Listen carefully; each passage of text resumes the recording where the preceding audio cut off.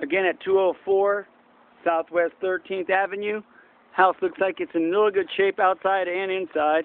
A couple little flaws, but good sized home. Neighborhood's really nice. I want to take a picture of that here. We got a little rainbow action going here.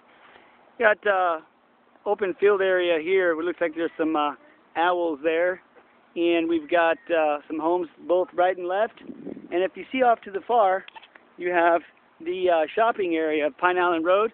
And actually, if you go ahead and you take a look at here, we've got a burrowing owl that's sitting up on its little perch over here. That's Cape Coral is famous for that. Anyways, this is the rest of the neighborhood here.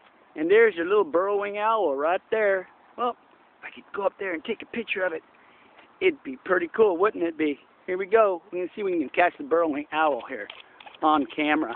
How you doing, buddy? There he is. Look at that. The burrowing owl. There's two of them.